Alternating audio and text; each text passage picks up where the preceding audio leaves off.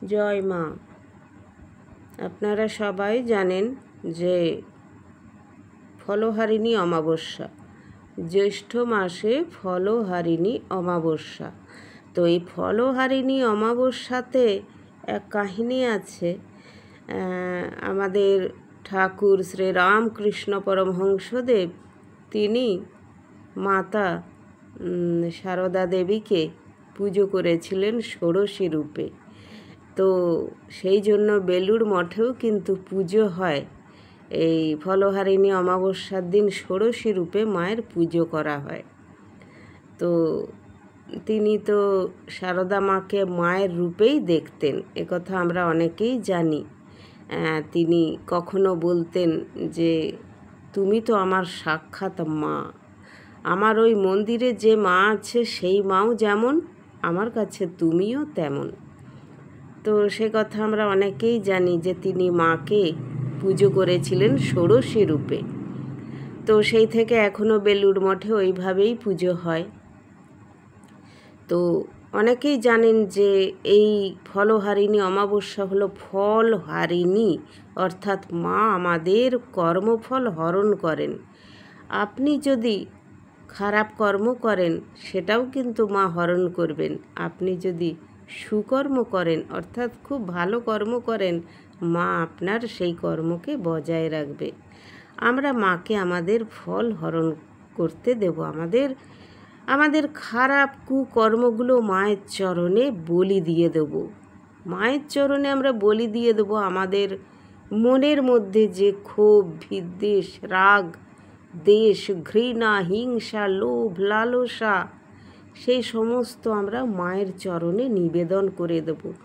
আর মায়ের কাছে একটাই কামনা করব যে মা যেন আমাদের একটা সুন্দর মন দেন, আমাদের মনটাকে এতটাই সুন্দর করে দেন যাতে আমরা অনাথ, অসহায়, দুস্থ মানুষ, পশু সবারই যেন সেবা করতে পারি। আমরা বাড়ির গুরুজনদের যেন শ্রদ্ধা করতে পারি, পিতামাতার সেবা করতে পারি, ছোটদের ভালোবাসতে পারি, এই কামনা করতে পারি। মাকে আমাদের কর্মের ফল আমরা মাকেই নিবেদন করে দেব। মা তো জগৎ জননী, তিনি সবসময় তার সন্তানদের ভালোই চান, তাই না? মা তো চান যে তার সন্তানরা যাতে খুব ভালো থাকে, খুব শান্তিতে থাকে, মা সব সময় চান। তো সেই জন্য আমাদের কি করতে হবে? সেই দিনে কি করবেন? ফলহারিণী অমাবস্যার দিনে কি করবেন ভেবেছেন? বাড়িতে বেশ ভালো করে ভোজ করবেন, খাওয়া দাওয়া করবেন। হ্যাঁ, করবেন। কি করবেন বলুন তো? সেই দিনে আপনারা যাই খান নাই খান, ঠিক আছে, চেষ্টা করবেন বাড়িতে একটু সাত্ত্বিক আহার করতে। মায়ের চরণে যদি পারেন জবা ফুল দেবেন। বাড়িতে যদি মায়ের মূর্তি থাকে, মায়ের ফটো থাকে, ফটোতে একটি জবা ফুলের মালা দেবেন। শিব থাকলে শিবকে বেলপাতা দেবেন, কলকে ফুল, আকন্দ ফুল এইসব দেবেন। গণেশের পূজা করবেন, বিষ্ণুর পূজা করবেন, তাহলেই আপনার পুজো সার্থক হবে। কালী কালী মহাকালী, কালীকে পাপ হরিণী, ধর্ম কাম প্রদে দেবী, নারায়ণী নমস্তুতে, নারায়ণী নমস্তুতে। তাহলে এইটা বুঝতে পারলেন যে নারায়ণীকে আমরা প্রণাম করি, তার চরণে শত কোটি প্রণাম করি। তিনি যেন আমাদের লোভ, দুঃখ, কামনা, বাসনা, লালসা সব যেন হরণ করে নেন। তো আপনারা একটা কাজ করবেন, ফলহারিণী অমাবস্যার আগের দিন অবশ্যই চেষ্টা করবেন একটু তুলসী পাতা তুলে রেখে দিতে। যদি পারেন দূর্বাও তুলে রেখে দেবেন। গণেশ থাকলে গণেশকে দূর্বা দেবেন। মা কালীর জন্যে চেষ্টা করবেন একটি জবা ফুলের মালা আনতে। মায়ের চরণে জবা ফুল অবশ্যই দেবেন। যদি পারেন তাহলে একটু পদ্ম ফুল আনবেন, খুব প্রসন্ন হবেন মা। আর যদি তা না পারেন জবা ফুল দেবেন, গাঁদা ফুল, অপরাজিতা আপনি দিতেই পারেন মাকে। মা কিচ্ছু মনে করবেন না। তারপরে মাকে কি দেবেন? সেদিনে কিন্তু ফল দেবেন।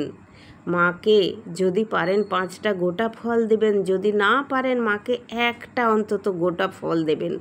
আর কিছু মরশুমি ফল, গরমে অনেক রকমের মরশুমি ফল পাওয়া যায়, তো সেই সমস্ত অল্প কিছু ফল কিনে এনে সেই ফলকে ভালো করে ধুয়ে তারপরে কেটে তারপরে মাকে দেবেন।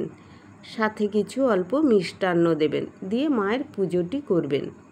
মায়ের চরণে প্রণাম জানিয়ে এবার পুজো হয়ে গেলে যারা ব্রতী যারা, তারা তো অবশ্যই সেদিনে ব্রত রাখবেন বলে খাওয়া দাওয়া করবেন না, কিন্তু পুজো হয়ে গেলে আপনারা ফল, মিষ্টান্ন, দুধ, ছানা এসব খেতে পারেন। আর কেউ কেউ লুচিও খেতে পারেন, লুচি, পরোটা, সাবু কিংবা ডালিয়ার খিচুড়ি, সামা চাল এগুলো খেতেই পারেন, কোনো অসুবিধা নেই। মায়ের পুজোটা দেয়া হলো মেন, মায়ের পুজোটা দেবেন আর অবশ্যই মাকে ফল দেবেন।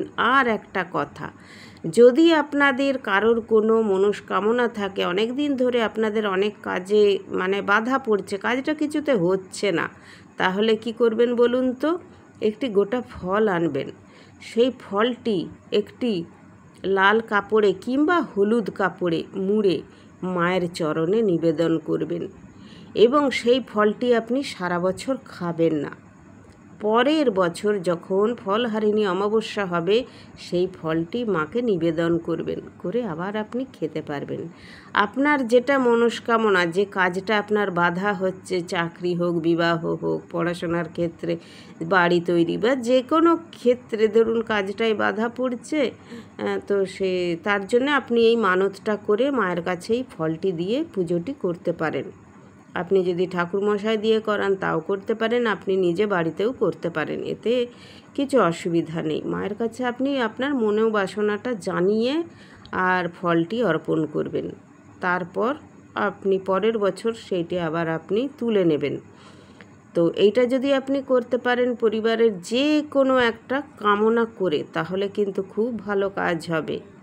অবশ্যই সেদিনে মায়ের নামগান করবেন, কৃষ্ণের অষ্টোত্তর শতনাম পাঠ করতে পারলে খুব ভালো, তাও যদি নাম পারেন রাধে রাধে নাম করবেন, মা কালীর নাম করবেন, আপনার গুরুমন্ত্র জপ করবেন, ইষ্টমন্ত্র জপ করবেন, যদি পারেন অনাথ অসহায় মানুষকে কিছু দান করবেন, যদি পারেন অসহায় অবলা জীবজন্তুদের কিছু খাইয়ে দেবেন। আপনার বাড়ির কাছে যদি কোনো গরু আসে, কুকুর আসে, বেড়াল আসে, অল্প কিছু খাইয়ে দেবেন, তাহলে কিন্তু আপনার পুজো সার্থক হবে। বুঝলেন তো?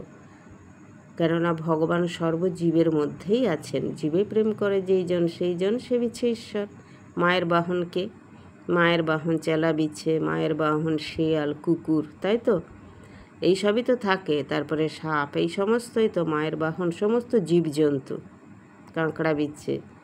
তাই জন্য অবশ্যই জীবজন্তুদের কিছু খাওয়াবেন, মায়ের আশীর্বাদ পাবেন।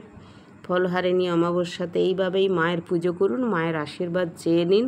সবাই খুব ভালো থাকবেন। রাধে রাধে। জয় মা তারা, জয় মা।